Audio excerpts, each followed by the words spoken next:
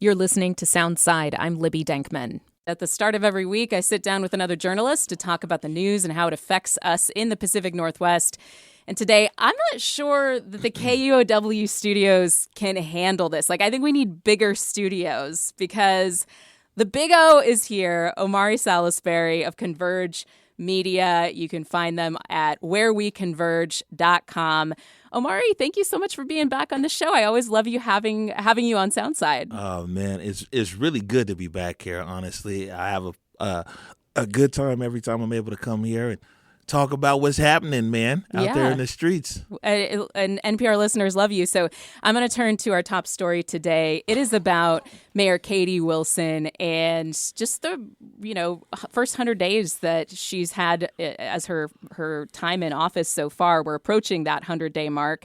And like any big city mayor, public safety is top of the list of the challenges that are on her hands. That's on top of the $140 million budget deficit the city's facing. There's the ongoing homelessness crisis. She's trying to stand up those 500 new units of shelter before the World Cup starts in June. But when it comes to public safety, she's had a series of events that I think have shaped the way she's approaching this. So just a few weeks into her term, 2 Rainier Beach high school students, Trevay Hoffmuse and Tyjon Stewart, were shot near a bus stop outside of the school. The mayor has talked about alternatives to policing, but the care teams that were implemented in 2020 or after 2020 have been underutilized, according to their chief. And now Mayor Wilson is embroiled in, I think, a really interesting fight with her base that got her elected, the left in Seattle, about the future of CCTV cameras and their expansion, which were set to go in around Garfield and Capitol Hill, but that expansion is now on pause. So, Omari, there's a lot going on when it comes to public safety and this mayor. You talked to her recently about these issues. 100 days in, how do you think she is handling things and what are the things she's weighing? Wow. All right. Well, there's a lot of different things there. But yeah, so, it's 100 days in, and we at Converge, man, I remember we started talking to her last year around this time. And so she's been on our platform plenty of times, and then the debate, and then now as the mayor. And I think that it's like a lot of things, man. You have ideas when you're running for office, and when you're in office, you find it's a little bit different. But I will say is that by some of the choices that she's made, and even choices that have riled up her base, I think that she's shown a willingness to listen to to other parts, to other people. I mean, when you talk about, let's say, the CCTV cameras, there's people who have, valid concerns, right, about their privacy, their safety, data safety, and everything else, and what might happen, right? And then if you never talk to the people who's are completely victimized in this city, and that's one of the things that people don't ever realize is that victims never really have a voice in this city or in this county, right? So even when we talk about things with public safety, a lot of the things we talk about public safety, no one is talking to the people who are actually victims of crime today. And of course, the most heinous crimes we talk about is, a murder or something like that. But man, there are so many crimes that occur here. I mean, if you talk to all these different groups, the sexual assault groups, the people getting robbed, the people this and that, and a lot of times their voice isn't at the table. It's not the loudest. They're not well organized and all those kind of things. But I think that when Mayor Wilson got into office, she was forced to now hear or see the other side of the coin. And so, in that, she's had to now look at the landscape out there and figure out okay, well, these other people do have something valid here to say.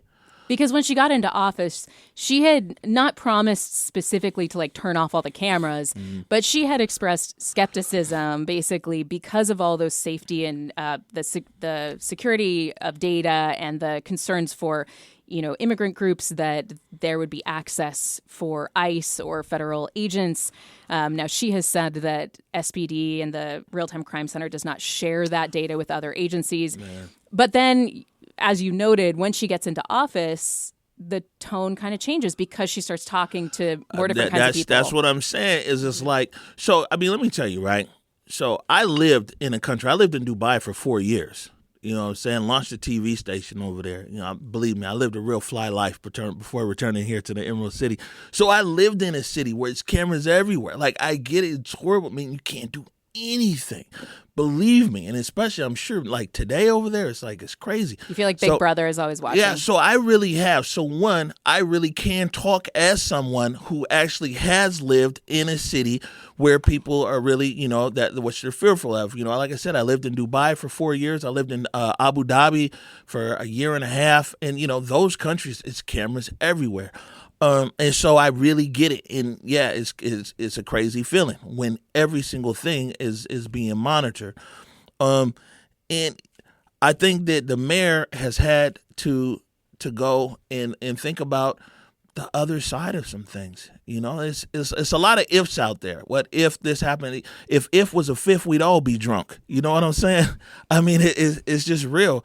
And so, but like I said, her willingness to listen, and like with CARE, I talk about CARE here. I mean, what's crazy about CARE, right? And people should remember this, especially NPR, KUOW listeners should know this, or they could at least appreciate it, that CARE is the last thing standing from what the people said they wanted in 2020. And CARE, and, you know, people, it's wild how the narratives, and I challenge people, the good people of Seattle, to keep pushing back on this whitewashing of history and everything else. Because people will have you think that it's like, oh, it was defund and it was this and that. Nah, man. The CARE department was exactly what the people of Seattle said they wanted. Alternatives to armed police. Alternatives, exactly. Yeah. Because, man, sometimes people you don't need, even the police don't want to come to some of these calls where somebody is just having a mental break. And sometimes it's crazy. If you talk to the people at CARE, it ranges. Sometimes some people just need a hug. Sometimes they need additional services, right? And so, but the thing is that, of course, CARE got hamstrung in this last contract. And, you know, I mean, this mayor didn't have anything to do with the contract. That was Mayor Harrell with that contract. But it's like it was hamstrung. And so these guys, these trained professionals, and this isn't just the big homie in them who know how to talk nice to people. I mean, these guys go to an academy. These are trained professionals that are out there. Seattle is a leader in the country, you know, of having this unarmed response to people in crisis, but they're being underutilized. And I would say the challenge is with our mayor and with our city council, all these brilliant people, how can you innovate? You know, it's fine. Like, I mean, it's crazy. Like, if someone is having a crisis in a QFC parking lot, like, CARE can't go there because it's private property. You know, I mean, it's wild, but that's what's in the SPA contract. You feel me? Yeah. And it's intentional. This is what I'm saying. And we need to call it for what it is. It's cool. It's there. It's in black and white. But how can we work ourselves around that and let this innovative team of caring individuals actually get out there in the streets of Seattle and flourish? And the mayor can actually use CARE as part of the total public safety plan, because you hear a lot of times the mayor don't really mention CARE because I don't think they really have figured out how they can like deploy in a way, because it's hamstrung. Well, because Chief Amy Barton has said they're way underutilized. And as you say, this has to do with the SPOG contract, the Uniform Police Officers Guild contract that was negotiated before Mayor Wilson came to office. Mm-hmm. But one of the things that was kind of seen as a victory was that we could expand in the city of Seattle the number of personnel on the CARE team. But as you say, just because there's no cap on the size of the department doesn't mean there isn't a cap on how they're deployed. And they can't go into most buildings. They can't respond if somebody has recently used drugs, which, you know, for somebody on the street, we're talking about folks having crises on the street, that's a serious limit. They can't respond to somebody who's inside of a car. That is an incredible, limit on what these unarmed responders can actually do. Yeah, man, we need to start the campaign, man. Let CARE be great. You know what I'm saying? I really feel like, man, they moving around with an arm tied behind their back. I mean, listen to what we're saying here in Seattle. that we have trained professionals that have gone to an academy and everything else that are actually first responders. They just don't have a deadly force, who want to help our community members in crisis. Like let's think about this. I mean, it was crazy. It's fine, whatever, this police contract got signed. But what are we doing, Seattle, where there's an actual department full of caring people who want to help our community members in crisis? We need to figure out how to get care on the streets. We need to figure that out, man, because it's crazy. It's vindictive is the only reason why care ain't really out there in the mix right now. You feel me? Yeah. We're talking to Omari Salisbury with Converge Media and going through sort of like issues that he's been talking to the mayor about. You also recently interviewed Chief Sean Barnes at the police department. And one of the things you raised, Omari, when it has to do with public safety and the wake of the Rainier Beach shootings, is that the city of Seattle did announce almost $15 million in community partnerships that are supposed to be aimed at reducing gun violence in the city. And this is a really tight budget environment right now for Seattle. But they are, saying that they're going to administer this through the Human Services Department, supporting 19 community-based organizations that focuses on intervention services, school-based safety programs, and other supportive services. What do you think about the city's response so far, especially when it comes to gun violence? Yeah, I mean, it's interesting. First of all, let me take a step back here, right? And I think that KUOW listeners would appreciate this because they've been following the news. The city, the mayor of our city, and the county executive, when it came to like the murders in Minnesota, the ICE murders and everything else around that, they was pounding the chest, and it was real, right? You know what I'm saying? It was real, like, yo, this is not okay. And they rallied around and everything. It's like, man, you know what? Around ICE, we're going to do this, and that, because it's not normal, right? It's not normal. These young people dying on the streets of Seattle, it's not normal. Or elders being scared to ride the public transit or to move around the neighborhood. It's not normal. People living in fear in this city, it's not normal. But the energy ain't the same. I tell you, Libby, the energy ain't the same. It's a quiet press release. It's this and that over there. The first thing should be is that I think our leaders should, let it be something that violence in our city is something that is not normal. It's not tolerated. Will we be able to stop all of it? No. But we're going to make a stand today, just like they've made a stand around ICE. But you see, there is a normalcy that nobody wants to admit then when it comes to thoughts and prayers, things like that, right? And so, these groups that were named there, they're cool. You know what I'm saying? And that's their approach. They want to, but what really needs to happen, and it's budgetary, and nobody wants to spend no money when we got money, is, man, these youth groups are ground zero for prevention, and prevention don't never get no love. You know what I'm saying? People like the CD Panthers should never have to beg for money, or Baseball Beyond Borders, or Jazz Ed, or Fathers and Sons Together, or EYFO. There's so many groups that are out there, and that they're overlooked. You know, that pipeline, when these young people are at a precipice to be able to do so many things. And so it's like the money all comes in intervention, which is true. We need to stop these people right now today from killing each other. But, man, when I was a kid, Seattle used to be a kid's town. There used to be Kids Day. Like, literally, I don't know if there's some old school people over here, man. It used to be Kids Day. Everything was free. Go down to Seattle Center. Interesting fact that during Kids Day, if you brought a VHS videotape down there, they had a setup where somebody, had a camera and a recorder, and you could record yourself on tape. Oh, I bet you were all over that. And that's what really got me into this was Kids Day. That's at the cool. Seattle Center, taking a VHS tape down there and then putting it in there, and somebody recording me when I was a little kid. And now you're a journalist and a filmmaker, and you own a media company, like all of that from that. Exactly, from that. And, so I just don't think with enough authority that these guys are saying that this is not okay. It's not normal out here. It's not normal what occurs here. And so that energy, I think, is missing. You feel me? And so, like, they're making investments there. One investment would be good to see, though, that we kind of hear a lot is some of there's groups out there that represent like the mothers and family members of murder victims. And a lot of times, again, victims, you'll hear me say this, man, is that victims are overlooked, and people need to realize, man, hurt people. And so we shouldn't really overlook, I'm saying, groups that help deal with family members and things like that with the trauma around a murder or a violent act. Yeah. But again, because that's how you interrupt those cycles. Yeah, of course.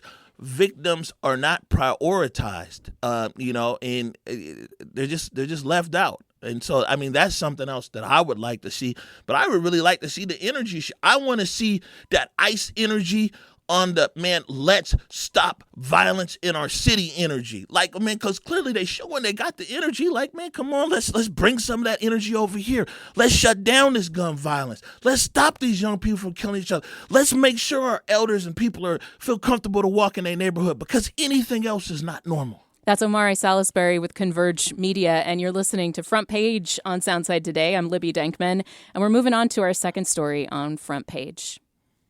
The actual word Hidmo in Tigrinya, the language spoken in Eritrea where I'm from, is they are the traditional huts that you would find in the countryside in villages. It literally means home, like a home.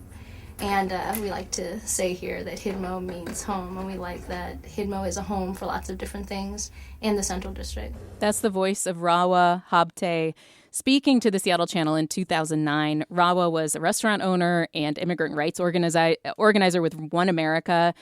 She was a pillar of the Central District community. She died in 2020 at just 42 years old. And Rawa is one of the CD community icons who are memorialized on a series of murals on signal boxes in the neighborhood. And now, Omari, something happened recently, and it had to do with Rawa's mural at 20th and Jackson in the CD. And it started a conversation about gentrification. It started a conversation about erasure of historically Black spaces and art and community in the Central District. So I just want to get you to kind of set the scene for me. You are driving down the street one day, and you look and you are looking over at Rawa's mural, and what happens? Yeah, I'll just take it back even a few minutes before that, because, it's crazy. Seattle Central Little League had their jamboree, and so you saw like the Owls and the Crawfords and the Steelheads and all this. Man, all these beautiful young people excited about playing baseball in their uniforms, and they're all representing all these Negro League teams. So you're sitting right there at Junkins, and you see this intentional effort of people to maintain a legacy and history with these young people. So I lead a jamboree. Man, I love baseball. So, I'm just drive like 3 blocks from Junkins to 20th and Jackson. I'm at a red light, and somebody drives the opposite direction, east-west, and he's honking and he's pointing and he's kind of telling someone stop. And so I look to my left, and I see that this guy's over there, and he's putting concert event flyers like on the box. There was 3 on there, right? And he's like a poster hanger. Yeah, for like concerts. yeah. It's professional, by the way. This wasn't like the bake sale or car wash or something. This is a professional event at major stadiums and arenas, hanging up posters. And man, people saw a side of me publicly. I recorded it, and you know what I'm saying? But people saw a side of me that they usually don't see. Can I play a little clip of it? Listen, as long as you beeped it out We for my made mama. it safe. We Okay. made it safe for your mama and for the FCC. Okay, 1 second. I'm going to tell you right here, when you put a poster over her face, that's why she used to own the spot right over there. We not around. Don't come into this neighborhood covering up our icons. Okay, so there was a lot of emotion. Yeah. A lot of emotion. And you're saying basically what? I mean, there's like nothing more clear than like the literal covering up of Black history in a historically Black neighborhood. But yeah, go ahead. I mean, it hit on so many different ways, to the point. So let me be honest with you. So I'm right there, the red light. I turned my car. I actually blocked the street. You know what I'm saying? I mean, it's like, hey, I'm going to go for it. I'm going to go for it. And it just hopped out. And it was like, I mean, it was triggering. It was just hella triggering, because it's like, man, that's all we got left. You feel me? Like, man, gentrification, displacement, so many things that imagine that's what we got left, right? We got an electrical box with paint to represent our legends and our icons. You see what I'm saying? And believe me, man, that Rawa was just important as just like whatchamacallit, Lenny. You know, the statue is not too far from here. Well, it's over by the Seattle Center. And, you know, the statue of Edgar and of King Griffey Jr. and things like in our neighborhood. Yeah, Lenny Wilkins, yeah. These guys, this is, man, I mean, Rawa was, man, she was dope, yo. And, I mean, she was all about community. The Hidmo was the spot. And there was literal posters over her face, over the Black Lives Matter that's beneath her and everything else. And it was just hella triggering to me. And it was like, man, I need to record this and really let people see like what's happening here. My mama calls it architectural trauma. You know what I'm saying? It's the trauma that we get, those people, longtime people in the Central District and other legacy neighborhoods, that, man, everything is changing. And now we literally getting papered over. And I'll be honest with you, I think I said out loud what a lot of people was feeling. Yeah. And basically, I mean, just to be clear, the guy backed off and he was like, I didn't know. And no, he backed off. And so here's the thing is, if somebody knows this guy, it's like it's all good because he had sent a message asking us to delete. And I was like, listen, man, you know, I didn't really get a chance to reply, you know, because it's not edited. It's not a Giphy. It's not a whatever. It's the actual, you know, what occurred. But what we did want to tell him was that, like, look, man, if you want to talk about this, if you're like, hey, I didn't know and whatever, if that's the case, you know, then, man, reach out. So I don't know if somebody knows this guy, tell me, send me an email, omari@whereweconverge.com.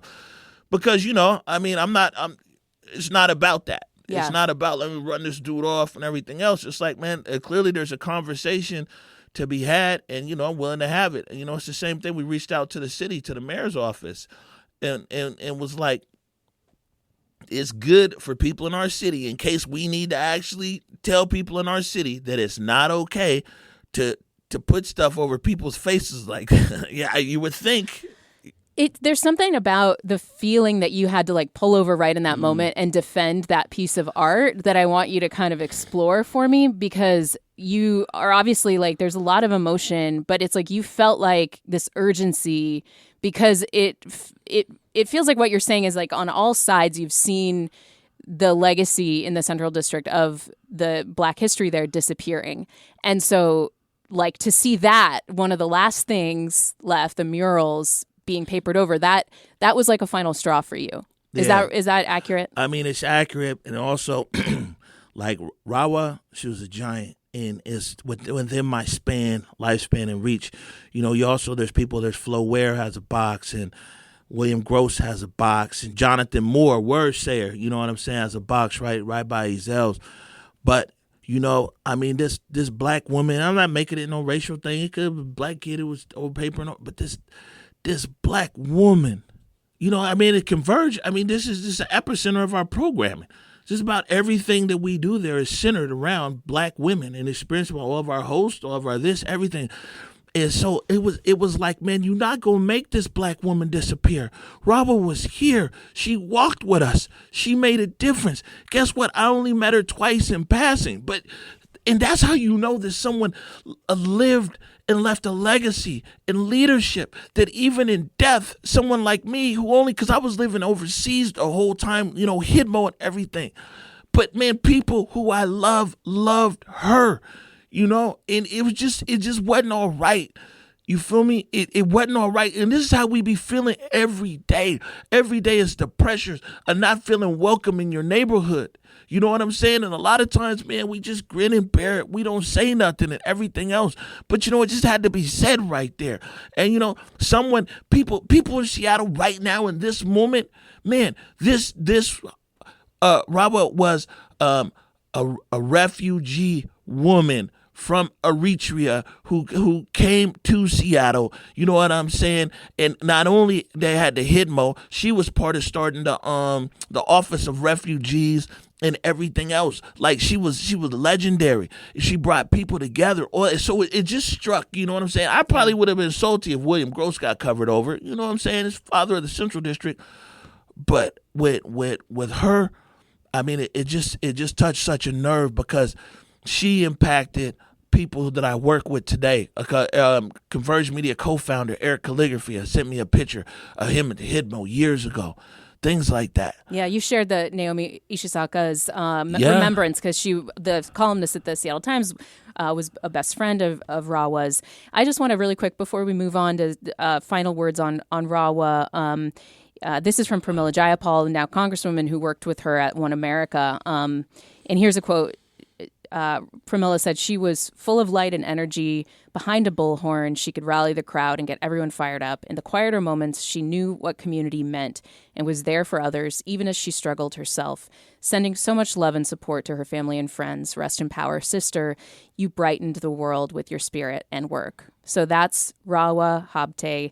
And Omari, I hear you on the emotions, and I'm glad that you're here to express those. About defending that art in the Central District. I mean, that's what I'm supposed to do. To be honest with you, is that like, man, if we don't stand for something, man, we'll fall for anything. And I'm hopeful that like I don't want any of my actions to just be wasted. And so I'm hopeful that like, yeah, I be feeling bad. I was cussing, man. My mama, sorry, Mom. But, it ain't nobody mad. Has she called you about that video yet? Ain't nobody, we would try to keep it away from her.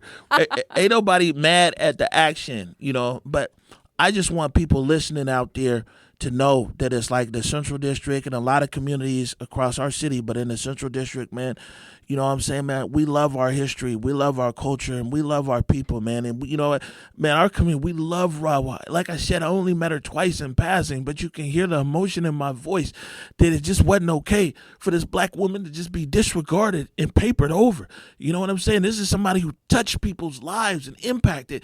And maybe, I think maybe something that might come out of this is it might spark all of us community members who are still in the Central District like I am or been moved out. How can we re-energize, around our history and around our icons? I mean, it's up to us. So let's talk about history 1 second. And here's our last story of Front Page today. Again, Omari Salisbury here with me today. I'm Libby Denkman. Omari's with Converge Media, whereweconverge.com. And here's our last story on Front Page.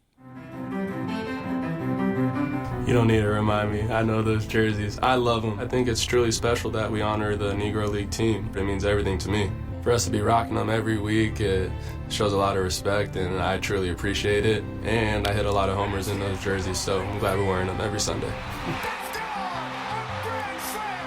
Of course, that is Mariners shortstop JP right there. Yeah, JP Crawford, who is talking about the new look for the Mariners this season. It might have flown under your radar. It did fly under mine.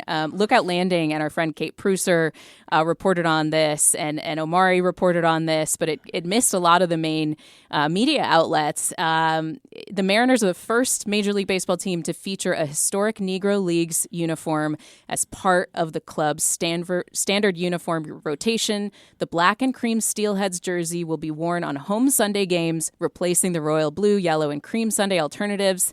Now, Omari, you were there on the first Steelhead Sunday a couple weekends ago. Yeah, what did you experience? Set the scene for us. So I'm gonna take it back even one step before that. Right, it was the end of January. Right, it was Fan Fest. And I knew beforehand that they were going to make the announcement. And actually, Converge made the initial video announcement, right? And so it worked with the Black Heritage Society of Washington State and Mohi, and it covers over 100 years of black baseball, right? And so we sitting there at Fan Fest, nobody knows what's getting ready to happen. And then all of a sudden the video plays on the screen. And it's like, a matter of fact, the Sundays are for the Steelheads. That's me. I wrote that. Nice. You feel me? Yeah, respect the past, own the future, right? Sundays are for the Steelheads. And so then Naylor comes out, man. He's got the Steelheads jersey on. And it's like, it's wild, right? And so it's a lot of momentum, and going into Steelhead Sunday, which was last Sunday, and like people might not realize this, right? Is what you just said is a big deal. And baseball people get it, history people get it. I think a lot of KUOW listeners would really get that, like, it's not a performative act. It's not, it's not something that goes away. Like there's a Steelheads community fund as well. They got like $500,000, which are gonna do some dope work for Little League. Money comes and goes. And we see here in Seattle, just like, the signs of the times, things. This is history that our city, this is a city of 50,000 black people. You can fit every black person inside of T-Mobile Park. You see what I'm saying? This isn't a city that the Seattle Mariners had to mathematically look at and, what's the black population of X, Y, Z. It's not like a marketing gimmick because, again, it's like it's honoring a group of people that are not a huge portion of the population. But it's so meaningful to the game. You see now, baseball, let me tell you, baseball is the only sport that black people ever owned. You see what I'm saying? And those Negro Leagues hold a very special place, not only just from black people, but in the history of America. As Jackie Robinson Day is coming up, I think next week, I think the M's are down in San Diego, so we might have to go down there for that one. Yeah, right? I'm buying tickets right now. Yeah, let's do it. This is what I'm saying, is this story, the Negro League story, is part and parcel of America's story. And so with the Seattle Mariners taking that stand, do you know how reaffirming that is? How that feels in the thoughtfulness and the care when you go to a Steelhead Sunday, because we're also going to do that together. Absolutely. Too, right? Yes. You know what I'm saying? And make sure I'll get some extra tickets. We got to bring people who've never been to a baseball game before, so help them fall in love with the game. You'll see how much care the Mariners team puts in, and even the branding, the imaging, and everything else around it. And so now on Sunday, man, we had 2 suites up there. You feel me? Like, I mean, it was amazing. It was magical. And so many people. And you said you went in a little skeptical, being kind of like, this is a big company, pandering, so, like, I got a long history with the M's. As a little kid, I used to walk down to the Kingdome way back in the day. You know what I'm saying? When I started Converge, didn't have no money for a camera. Used to sell beer and peanuts there, and over the years, been able to work with them on a different things, storytelling around baseball. But with this one right here, you got to go into it kind of skeptical. It's almost like our deal with Fox 13. We're back to basic, it was a year. Because we're like, man, you guys just trying to check a black box. You know what I'm saying? We don't want to just be the black folks and you check a box or something. But like, nah, man, that's the thing with the Mariners is it's real. And, Kevin Martinez, the president of the Mariners, been there 35 years. You know what I'm saying? Probably plus now at this point.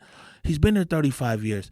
So he don't need to move like that. He doesn't need to move gimmicky. The Mariners don't need to move gimmicky. I mean, it really is. When you talk to the people over there at the Mariners, you feel the sincerity and the actual extra love and care around this Steelheads initiative.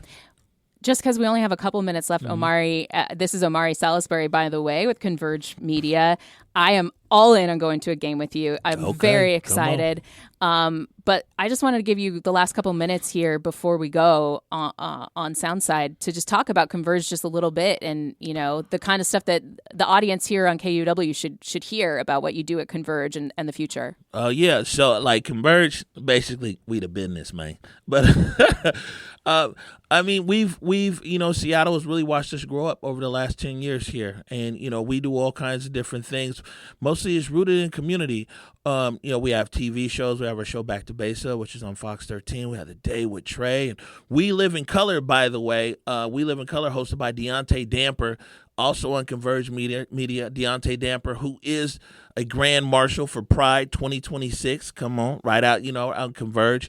But we like to say that we put paint where it ain't. And we cover important stories in a long format. The people who appreciate KUOW really appreciate Converge because when we go in, we make a lot of stuff for TV, but it's a long format, so we can get as many voices in there. So you might watch a story on the news, it's like 90 seconds. We might give it 6 minutes, and things like that.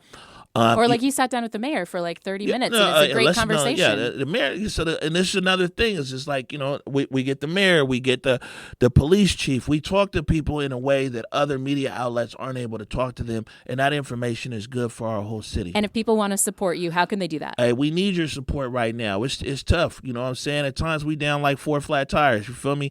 Go to whereweconverge.com, click the donate button. You know what I'm saying? Help us keep moving and grooving and holding it down on the turf. Omari Salisbury with Converge Media, whereweconverge.com. KUOW.com. I always enjoy having you in, Omari. Seriously, thank you so much. It's been so fun talking to you about all these things. And I'm allowed to say that the Steelhead jersey is the best jersey now. And you've convinced me, like, you flagging this, it's changed my whole life and my whole look. So yeah, really appreciate you, Omari. Thank you. Thank you. Thanks for listening to Soundside. Don't forget you can listen live on KUOW 94.9 Seattle at noon and 8 p.m. Monday through Thursday, or anytime right here online at KUOW.org, or of course on your favorite podcast app.